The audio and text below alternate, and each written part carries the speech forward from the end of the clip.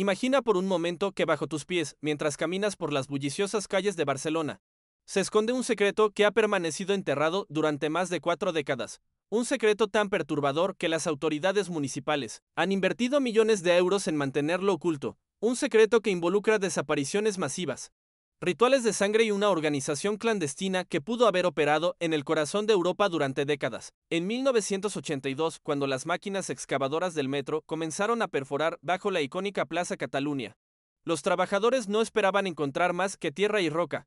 Pero lo que descubrieron esa fría mañana de febrero no solo cambiaría para siempre la historia oficial de la ciudad, sino que abriría una caja de Pandora que las autoridades han luchado desesperadamente por cerrar desde entonces. Si crees que conoces todos los misterios de Barcelona, si piensas que las ciudades europeas han dejado atrás sus secretos más oscuros, prepárate para descubrir una verdad que hará que cuestiones todo lo que creías saber sobre la civilización moderna, porque lo que vas a escuchar no es ficción, no es una película de terror. Es la realidad documentada de eventos que ocurrieron en pleno siglo XX y cuyas consecuencias podrían estar afectando nuestras vidas hasta el día de hoy. El eco de los martillos neumáticos se detuvo de golpe cuando la broca de la excavadora atravesó lo que parecía ser una pared de piedra artificial. El sonido metálico del acero contra roca fue reemplazado por un silencio inquietante que hizo que todos los trabajadores en el túnel alzaran la vista de sus herramientas. Los obreros, cubiertos de polvo calcáreo y sudor, se miraron entre sí con una mezcla de confusión y premonición. Llevaban semanas excavando bajo las calles más transitadas de Barcelona, siguiendo planos que detallaban cada centímetro del subsuelo. Pero no había documentos que indicaran la existencia de estructuras subterráneas en esa zona específica. El capataz de la obra, Joaquín Martínez, un hombre de 52 años que había dedicado más de la mitad de su vida a trabajos de construcción subterránea, descendió personalmente al túnel improvisado para inspeccionar el hallazgo. Su experiencia le había enseñado a identificar diferentes tipos de obstáculos: tuberías abandonadas, cimientos antiguos, restos de construcciones romanas. Pero esto era diferente. Cuando la luz amarillenta de su linterna industrial se proyectó sobre la superficie expuesta, Martínez sintió un frío en el estómago que no tenía nada que ver con la temperatura subterránea. Una puerta de madera maciza con herrajes de hierro forjado completamente oxidados por décadas de humedad se alzaba ante él como un portal hacia un pasado que alguien había intentado borrar deliberadamente. La madera, de un color caoba oscurecido por el tiempo, conservaba tallados intrincados que parecían representar símbolos que Martínez no pudo identificar inmediatamente. Pero había algo en esos símbolos, algo en la manera como parecían ondular bajo la luz temblorosa de la linterna, que le provocó una sensación de náusea inexplicable. Los intentos iniciales de forzar la puerta resultaron infructuosos. La cerradura, aunque oxidada, parecía haber sido diseñada para resistir intentos de apertura forzada. Fue necesario traer herramientas especializadas desde la superficie, una operación que tomó casi 3 horas y que atrajo la atención de varios supervisores de la obra que normalmente no se molestaban en descender a los túneles de trabajo. Cuando finalmente lograron hacer palanca sobre los goznes centenarios, el crujido de la madera antigua resonó por todo el túnel como el gemido de algo que había permanecido dormido durante demasiado tiempo. El aire viciado que escapó del interior cuando la puerta se abrió completamente llevaba consigo un olor que ninguno de los presentes olvidaría jamás. Era más que humedad acumulada, más que el aroma mozo típico de espacios cerrados durante décadas. Era un olor penetrante que Martínez describió años después en entrevistas que solo fueron publicadas después de su muerte, como el aroma de la muerte suspendida en el tiempo. Como si el aire mismo conservara el eco de gritos que nunca pudieron escapar hacia la superficie. La primera habitación que encontraron era circular, excavada directamente en la roca viva con una precisión que evidenciaba conocimientos avanzados de ingeniería. Las paredes, perfectamente lisas, habían sido tratadas con algún tipo de mortero que les daba un acabado casi espejado. Pero era el contenido de la habitación lo que realmente perturbó a todos los presentes. Muebles antiguos de caoba y roble, algunos aún en perfectas condiciones a pesar de las décadas de abandono, ocupaban el espacio con una disposición que claramente no era casual. 24 sillas de respaldo alto, tapizadas en terciopelo rojo que había adquirido un tono marrón oscuro con el tiempo, estaban dispuestas en 3 círculos concéntricos perfectos. En el centro de estos círculos, una mesa de mármol negro con vetas doradas sostenía candelabros de plata oxidada, cada uno diseñado para sostener exactamente 13 velas. Las velas seguían ahí, blancas como huesos blanqueados por el sol, pero jamás habían sido encendidas. Sus mechas estaban intactas, como si hubieran estado esperando durante décadas el momento de cumplir su propósito. En las paredes de esta primera habitación, símbolos grabados con precisión quirúrgica formaban patrones geométricos complejos que parecían seguir algún tipo de lógica matemática o astronómica. Triángulos invertidos se intercalaban con Círculos divididos en 13 secciones, mientras que figuras que recordaban constelaciones se repetían a intervalos regulares alrededor de toda la circunferencia. Algunos de estos símbolos habían sido rellenados con una sustancia de color rojizo que análisis posteriores revelarían ser sangre humana mezclada con hierro en polvo. Pero la primera habitación era solo el comienzo. El túnel se extendía hacia las profundidades como las arterias de algún organismo subterráneo, ramificándose en direcciones que parecían seguir patrones específicos relacionados con la topografía de la superficie. Los trabajadores, ahora acompañados por el supervisor principal de la obra y 2 ingenieros que habían sido llamados desde las oficinas centrales, siguieron el corredor principal durante más de 100 metros antes de encontrar la segunda cámara. Esta segunda habitación era rectangular y considerablemente más grande que la primera.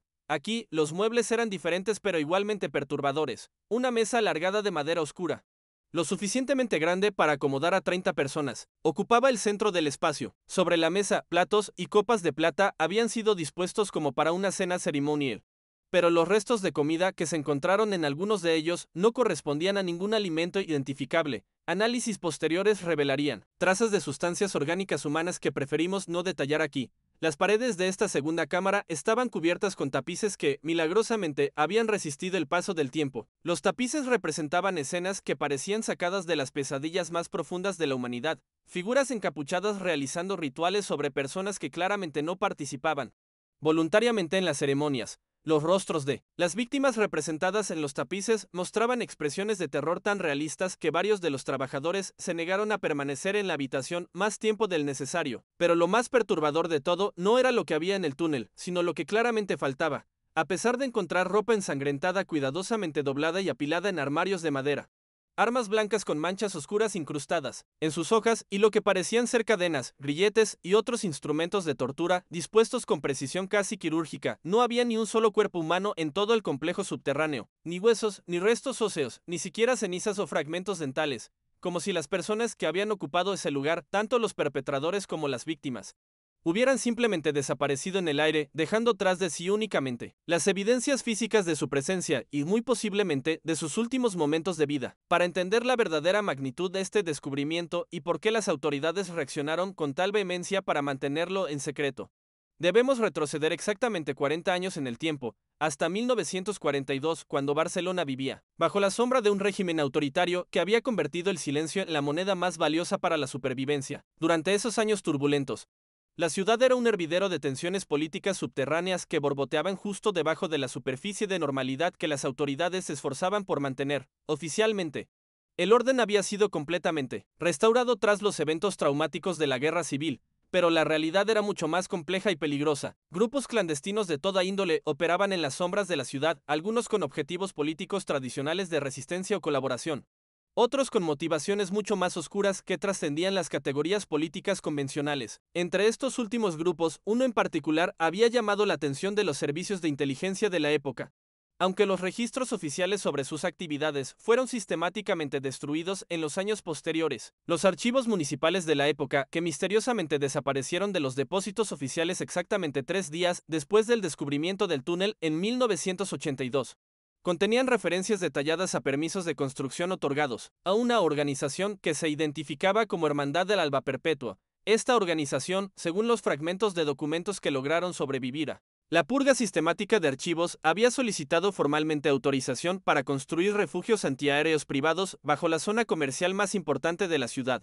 Los permisos concedidos, fechados entre marzo y agosto de 1942, especificaban excavaciones de apenas 3 metros de profundidad máxima, estructuras diseñadas supuestamente para proteger a un máximo de 50 personas durante bombardeos aéreos que, curiosamente, nunca llegaron a materializarse en Barcelona durante esos años. Sin embargo, el túnel descubierto se extendía más de 20 metros bajo tierra y tenía capacidad para albergar cientos de personas, lo que sugería que los verdaderos propósitos de la construcción habían sido deliberadamente ocultados. Desde el momento mismo de su concepción, María Dolores Vega, una anciana de 87 años que había vivido en el mismo edificio de la Plaza Cataluña durante más de 6 décadas, era una de las pocas supervivientes de esa época, que aún conservaba la memoria intacta cuando se descubrió el túnel. Sus recuerdos de los años 40 eran vívidamente claros, especialmente los relacionados con los eventos que habían marcado las noches de 1947.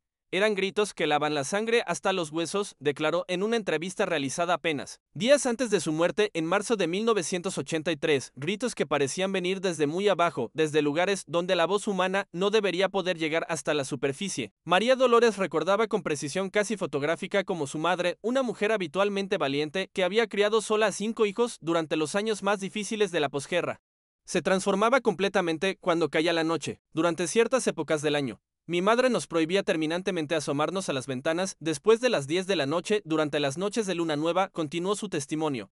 Nos decía que había cosas que era mejor no ver, cosas que podían marcarte para toda la vida y cambiar la manera como entendías el mundo. Ahora que soy vieja y he visto muchas cosas terribles, entiendo que mi madre tenía razón. Los registros policiales de 1947. Aquellos pocos que no fueron convenientemente extraviados durante las décadas siguientes reportan una serie de desapariciones que, analizadas con la perspectiva que proporciona el descubrimiento del túnel, adquieren un patrón mucho más siniestro del que las autoridades de la época estuvieron dispuestas a reconocer públicamente. Durante un periodo de exactamente 3 semanas, entre el 15 de marzo y el 5 de abril de 1947, 12 personas de diferentes edades, géneros y condiciones sociales simplemente dejaron de existir en los registros de la ciudad.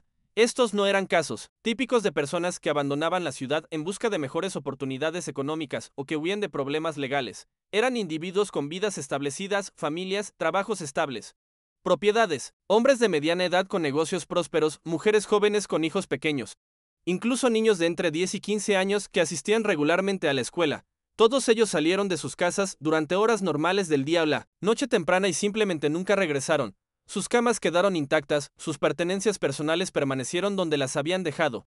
Sus obligaciones laborales y familiares quedaron súbitamente abandonadas sin explicación alguna. Las investigaciones oficiales, conducidas por una policía que claramente tenía instrucciones de no profundizar demasiado en ciertos aspectos de los casos, concluyeron sistemáticamente que se trataba de migraciones voluntarias o desapariciones, relacionadas con actividades políticas clandestinas. Sin embargo, los familiares de las víctimas insistían unánimemente en que ninguna de las personas desaparecidas había mostrado la menor intención de abandonar la ciudad, y mucho menos, de hacerlo sin despedirse o sin llevarse sus posesiones más valiosas. El padre Carlos Méndez, párroco de la iglesia de Santa María del Mar durante esos años cruciales, había dejado escritas en su diario personal algunas referencias inquietantes sobre confesiones que había recibido de personas que posteriormente desaparecieron sin dejar rastro. Estas anotaciones, descubiertas en los archivos diocesanos durante una investigación independiente realizada en 1987, proporcionan una ventana perturbadora hacia los eventos que precedieron las desapariciones masivas. Hay quienes buscan la purificación espiritual a través del dolor físico, escribió el padre Méndez en una entrada fechada el 15 de marzo de 1947.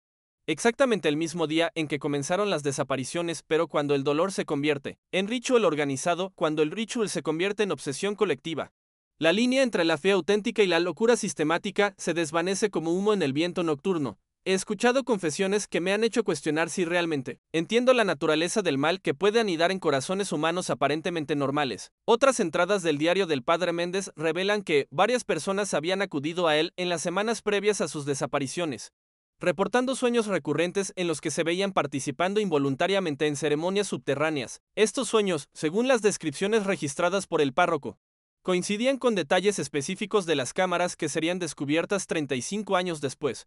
Los confesantes describían habitaciones circulares con sillas, dispuestas en círculos, mesas de mármol negro, candelabros de plata y figuras encapuchadas que realizaban rituales cuyo propósito no lograban comprender completamente. Cuando las máquinas excavadoras de 1982 penetraron en ese mundo subterráneo que había permanecido sellado durante décadas, no solo desenterraron muebles y objetos ceremoniales, sino que también sacaron a la luz evidencias documentales que habían sido cuidadosamente preservadas por quienes habían utilizado esas instalaciones. En una cámara menor conectada al túnel principal a través de un pasillo estrecho que requería caminar agachado, los trabajadores encontraron una biblioteca completa de libros de registro escritos en latín medieval, con nombres, fechas y anotaciones que coincidían de manera escalofriante con las desapariciones reportadas en 1947.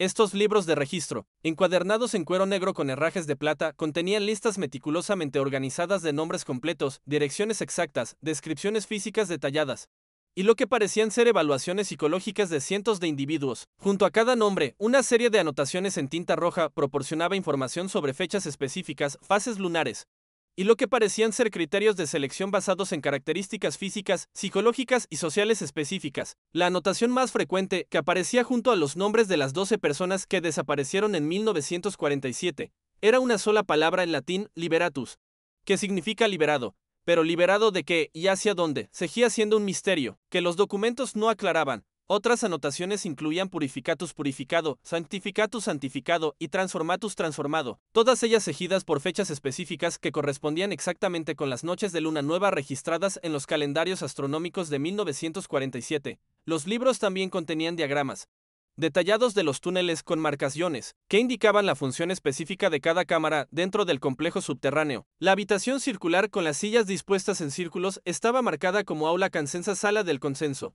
mientras que la habitación rectangular con la mesa larga aparecía identificada como refector multimum comedor final. Otras cámaras que aparentemente no habían sido descubiertas durante la exploración inicial estaban marcadas con nombres aún más inquietantes: Camera Transformationis, cámara de transformación, Sanctuarium Dolor y Santuario del Dolor, y Locus Liberationis, lugar de liberación. Pero aquí es donde la historia oficial comienza a desdibujarse de manera más inquietante que cualquier novela de misterio. Apenas 3 días después del descubrimiento inicial, cuando los arqueólogos de la Universidad de Barcelona se preparaban para realizar un estudio exhaustivo y científicamente riguroso del sitio, recibieron una orden directa y personal del alcalde de la ciudad para suspender inmediatamente todas las actividades de investigación. Esta orden, que fue comunicada verbalmente y nunca puesta por escrito, vino acompañada de la presencia de agentes de seguridad que no se identificaron con ninguna agencia gubernamental específica.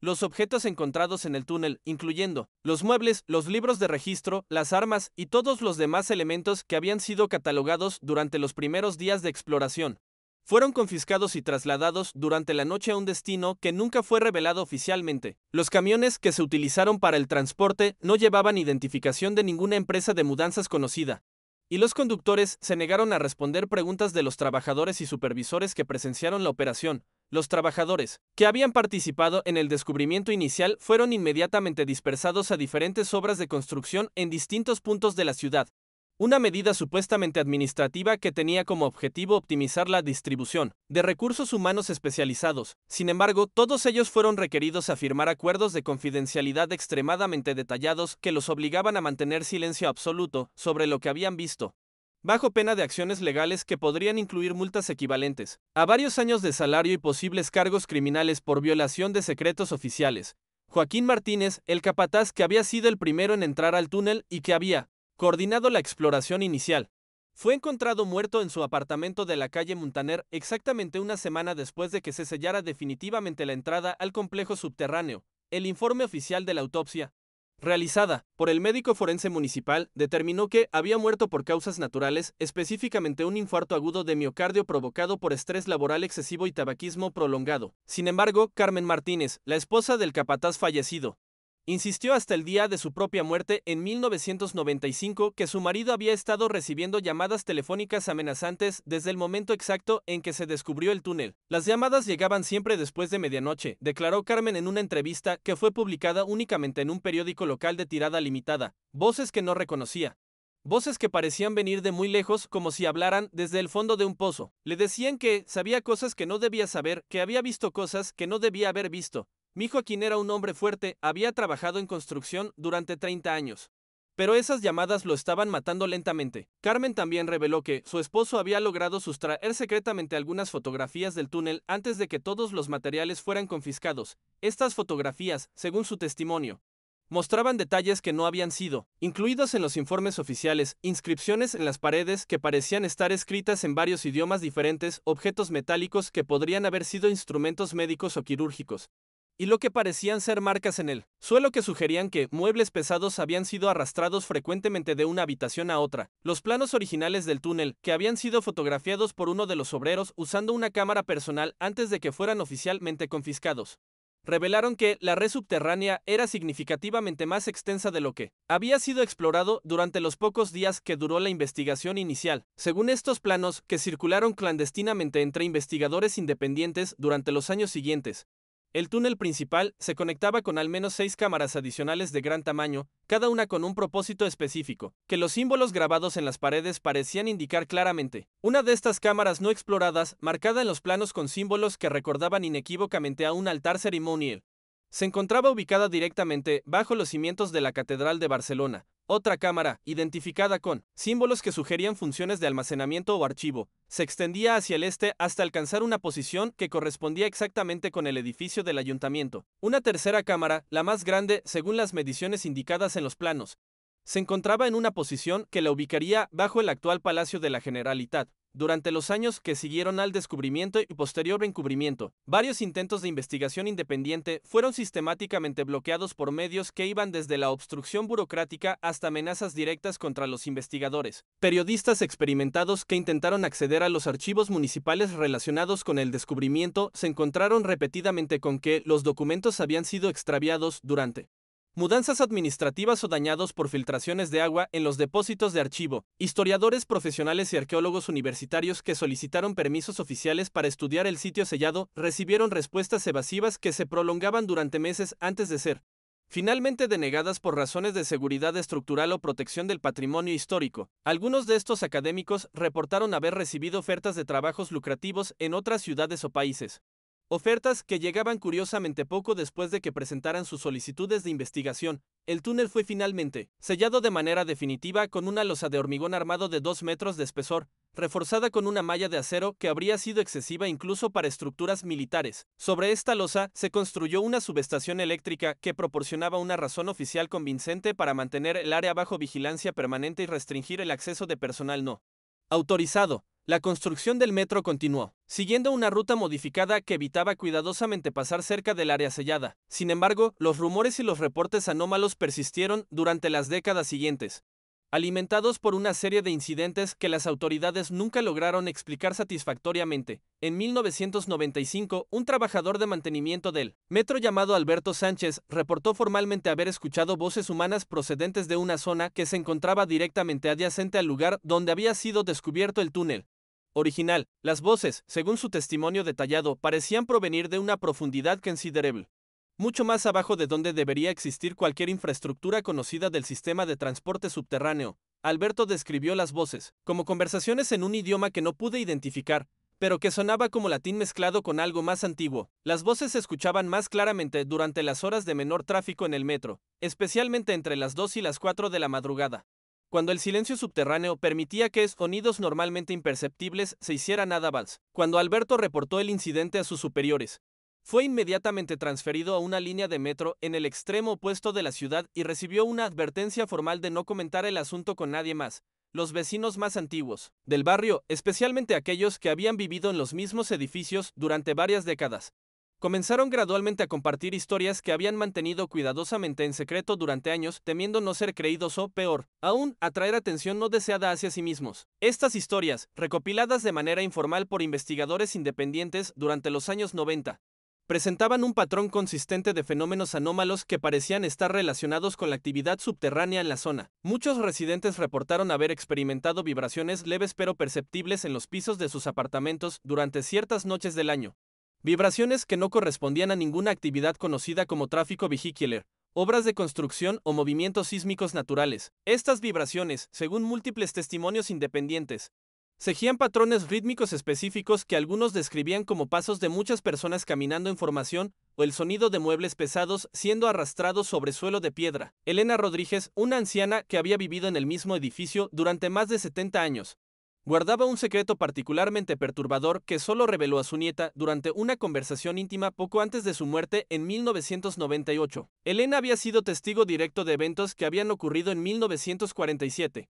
Eventos que habían moldeado profundamente su percepción del mundo y su comprensión de lo que los seres humanos eran capaces de hacer cuando creían que nadie los estaba observando. Vi cómo se llevaban a la gente, susurró Elena con voz temblorosa durante esa última conversación, hombres vestidos con túnicas oscuras que cubrían completamente sus rostros. Hombres que llegaban siempre en las noches más oscuras del mes, cuando la luna había desaparecido completamente del cielo. Entraban por una puerta que había en el sótano del edificio de enfrente, una puerta de madera muy gruesa con símbolos grabados que brillaban débilmente en la oscuridad. Pero al día siguiente, cuando me atreví a mirar hacia ese sótano durante las horas de luz solar, la puerta ya no estaba ahí, como si nunca hubiera existido, como si hubiera sido solo una pesadilla. El testimonio de Elena coincidía de manera inquietante con otros relatos similares que fueron recopilados por investigadores independientes a lo largo de Los años, siempre la misma descripción básica, figuras encapuchadas que aparecían durante las noches de luna nueva, desapariciones de personas que vivían en el barrio, puertas que aparecían y desaparecían como si fueran espejismos arquitectónicos, pero lo más perturbador era la consistencia de un detalle particular que aparecía en todos los testimonios sin excepción: el olor. Los testigos describían unánimemente un aroma dulzón y nauseabundo que impregnaba el aire durante esas noches específicas, un olor que ninguno de ellos pudo identificar con precisión, pero que todos recordaban vívidamente décadas después. Era como el aliento de la muerte, explicó Elena, pero mezclado con algo más, algo que te hacía sentir mareado y confundido.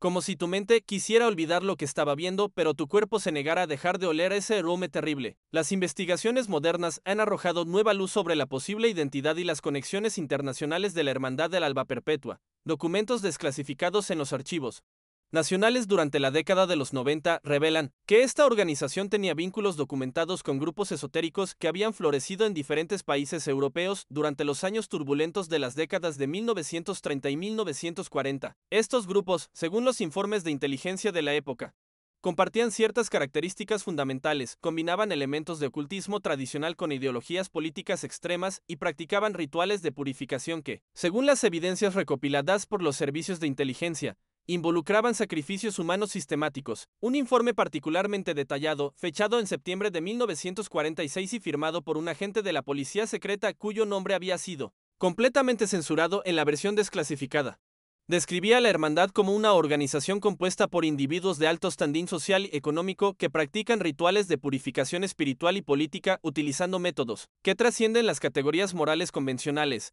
El informe continuaba con una descripción escalofriante. Sus actividades incluyen la identificación y eliminación sistemática de elementos considerados contaminantes para la salud espiritual de la sociedad, llevada a cabo en instalaciones subterráneas especialmente diseñadas y construidas para tales propósitos. El informe también revelaba que la hermandad tenía células operativas en al menos 6 ciudades europeas diferentes, incluyendo París, Roma, Berlín, Viena, y 2 ciudades adicionales cuyos nombres permanecían censurados incluso en la versión desclasificada del documento. Cada una de estas células operaba de manera independiente, pero seguía protocolos idénticos y mantenía comunicación regular a través de códigos cifrados que los criptógrafos de la época nunca lograron descifrar completamente. El perfil de las víctimas que desaparecieron en Barcelona durante 1947 comenzó a cobrar un sentido mucho más siniestro cuando se analizó bajo la perspectiva proporcionada por estos documentos de inteligencia. Las desapariciones no habían sido eventos aleatorios motivados por oportunidad o conveniencia. Cada una de las personas que había desaparecido había sido cuidadosamente seleccionada siguiendo criterios específicos que se basaban en una combinación de factores políticos, sociales y, más perturbadoramente, características físicas y psicológicas particulares. Todos los desaparecidos habían sido previamente identificados por las autoridades como potenciales subversivos o individuos con conexiones políticas consideradas peligrosas para la estabilidad del régimen, pero también había otro patrón más inquietante. Varios de ellos habían sido señalados por sus propios vecinos como personas problemáticas, diferentes, o que no encajaban en la comunidad local.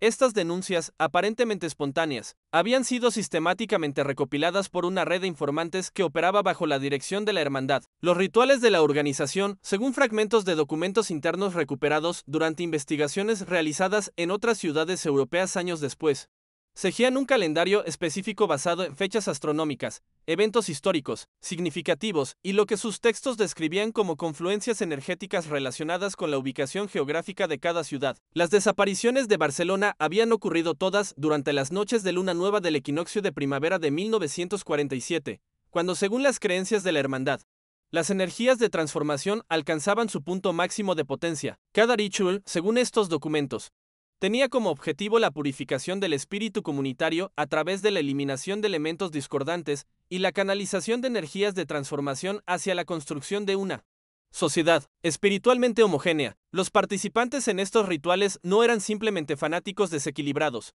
sino individuos educados y socialmente prominentes que habían sido cuidadosamente adoctrinados durante periodos que podían extenderse varios años antes de ser considerados dignos de participar en las ceremonias más extremas. Pero aquí surge la pregunta que ha atormentado a los investigadores durante más de 4 décadas y que sigue sin respuesta definitiva hasta el día de hoy. ¿Qué pasó exactamente con los cuerpos de las víctimas? El túnel contenía evidencias inequívocas de que había sido el escenario de actos de violencia extrema y sistemática. pero no había rastro alguno de restos humanos. Esta ausencia no puede explicarse simplemente por el paso del tiempo, ya que los huesos humanos pueden conservarse durante siglos en condiciones subterráneas apropiadas. Las teorías abundan, cada una más perturbadora que la anterior. Algunos investigadores sugieren que los cuerpos fueron completamente disueltos utilizando ácidos industriales que habrían estado disponibles para individuos con conexiones en la industria química. Otros proponen que los restos fueron transportados a otro lugar para su disposición final, posiblemente incinerados en instalaciones industriales controladas por miembros de la hermandad.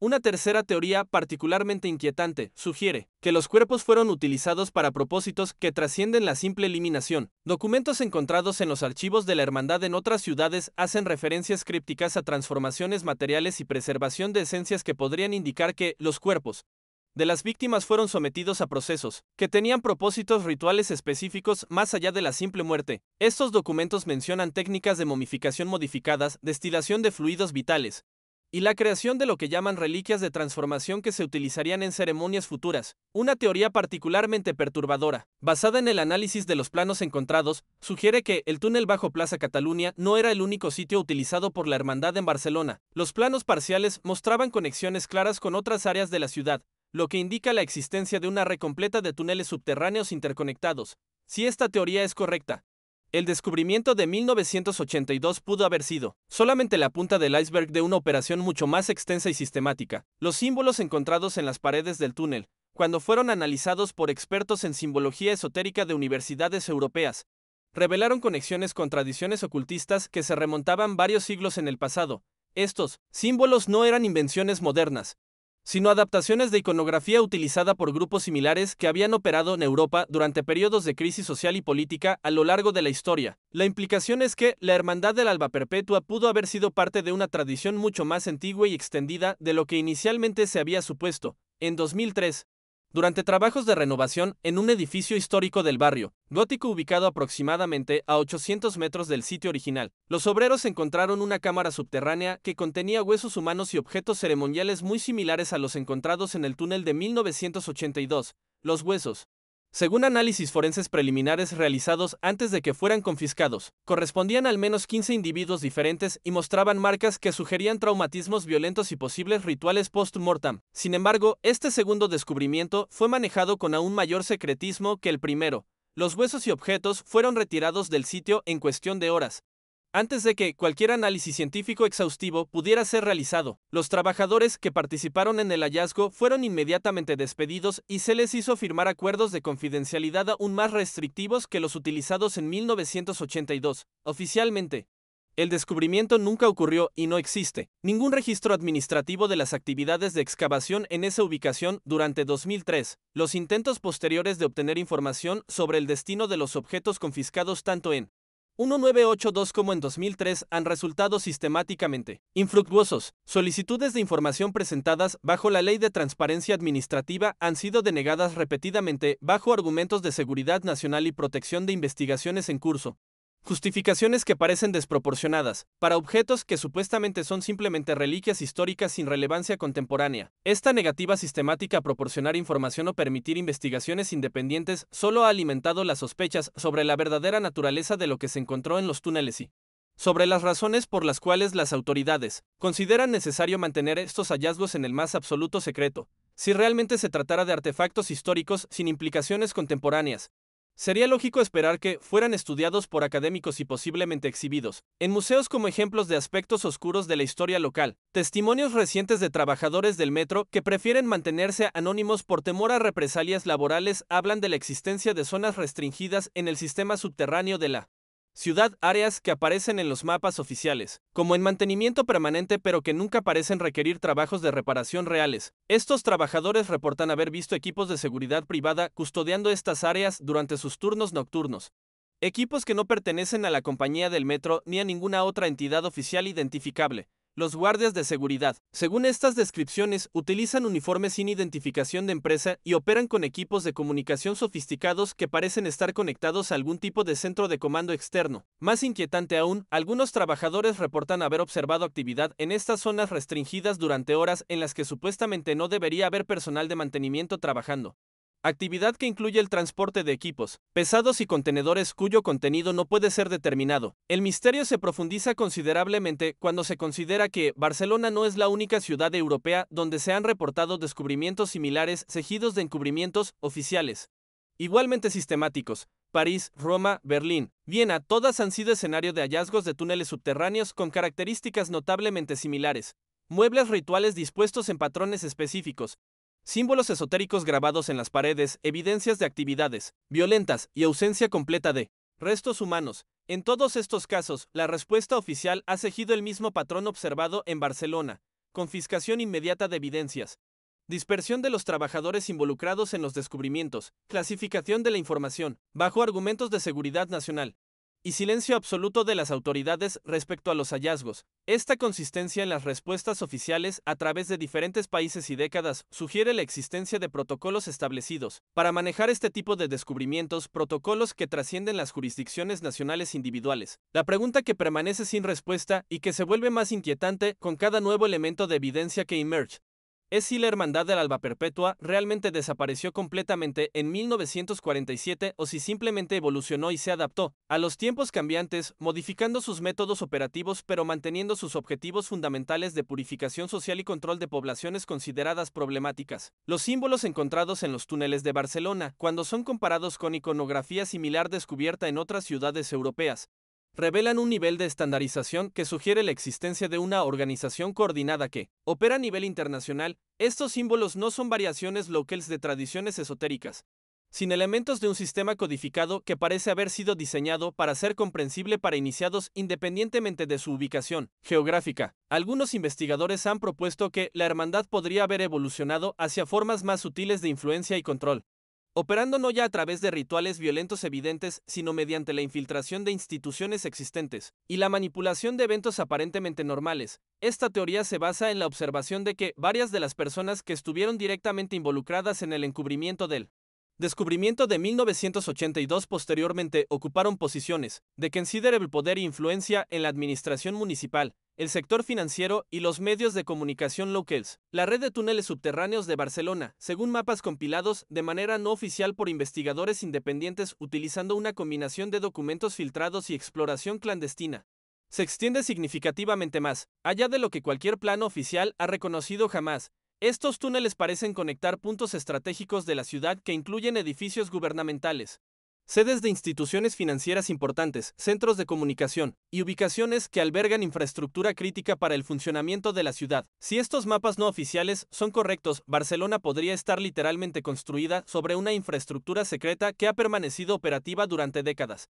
Una infraestructura que podría ser utilizada para movimiento discreto de personal y materiales, comunicaciones seguras y actividades que requieren absoluto secretismo. La existencia de tal infraestructura plantearía preguntas fundamentales sobre quién la controla, para qué se utiliza en la actualidad, y qué otros secretos podrían estar ocultos en las profundidades bajo la ciudad.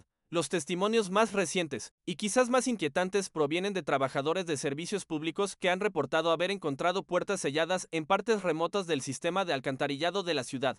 Puertas que no aparecen en ningún plano oficial y que parecen haber sido instaladas utilizando técnicas de construcción modernas. Estas puertas, según las descripciones proporcionadas por los trabajadores, están fabricadas con materiales contemporáneos pero llevan grabados los mismos símbolos que fueron encontrados en el túnel de 1982. Esto sugiere que, lejos de ser simplemente reliquias históricas de actividades que terminaron hace décadas, estos símbolos siguen siendo utilizados en la actualidad por individuos o grupos que tienen acceso a la infraestructura subterránea de la ciudad y los recursos necesarios para realizar modificaciones significativas sin llamar la atención de las autoridades oficiales. La implicación es que la hermandad o alguna organización sucesora con objetivos similares podría seguir operando bajo tierra. Literalmente, el silencio oficial sobre estos descubrimientos más recientes ha sido aún más absoluto que en casos anteriores. Los trabajadores que han reportado los hallazgos han sido sistemáticamente transferidos a otras áreas de trabajo o han encontrado razones para abandonar sus empleos poco después de hacer sus reportes. Las áreas donde se han encontrado las puertas selladas han sido reclasificadas como zonas de acceso restringido por razones de seguridad estructural, a pesar de que no hay evidencia de problemas de ingeniería en esas ubicaciones. Este patrón de silenciamiento y restricción de acceso ha creado un vacío de información oficial que ha sido llenado por teorías cada vez más elaboradas sobre lo que realmente está ocurriendo en el subsuelo de Barcelona.